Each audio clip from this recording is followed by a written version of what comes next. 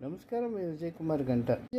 ఆధ్యాత్మిక ప్రవచకుల్లో పైత్యం ఎక్కువ పెరిగి వాళ్ళు చెప్తున్నటువంటి కథనాలన్నీ కొత్తగా కొంతమంది తయారయ్యి కర్ణుడు భారత యుద్ధ కాలంలో యుధిష్ఠిరుడే గెలవాలని కోరుకున్నాడు.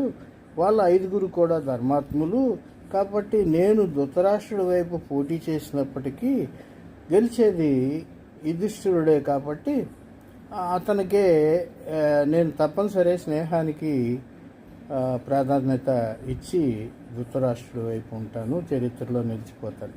చాలామందికి తెలియనటువంటి విషయం ఏంటంటే కర్ణుడు కుంతికి సూర్యుడికి జన్మించే నాటికి కుంతికి 12 ఏళ్ళు, కొన్ని చోట్ల 16 ఏళ్ళు కన్య అంటారు. కానీ 16 ఏళ్ళకి వచ్చేదాకా వివాహాలు చేయకుండా కానీ లేదా ఇతరత్రగా 9 సంవత్సరాల లోపే అప్పట్లో వివాహానికి సిద్ధమయ్యేవాళ్ళు బాలికలు. ఆ క్రమంలో ఆమె చేసినటువంటి చిన్న పొరపాటు వల్ల సూర్యుడి దోత ఒక బిడ్డను కంటుంది. ఆ బిడ్డనేమో ఆమె గాలికి వదిలేదు. తన తల్లి స్నేహితురాలైనటువంటి ఆంతరంగికురాలైనటువంటి తల్లి కన్నా చాలా చిన్నది రాధ. ఆంతరంగికురాలైనటువంటి రాధ దగ్గరికి ఒక పెట్టెలో పెట్టి నీళ్ళల్లో వదిలి మచ్చల అనేటువంటి ఒక తన చెలికత్తతో పంపిస్తుంది.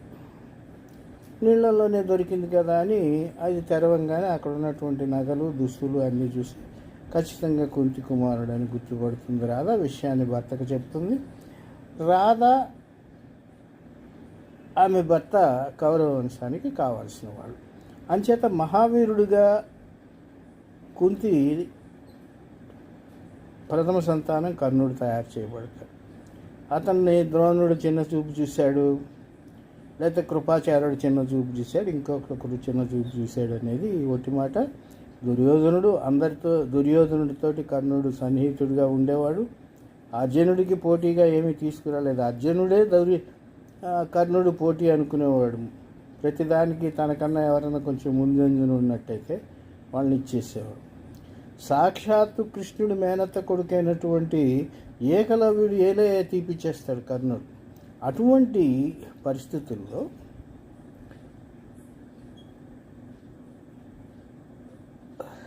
కర్ణుడు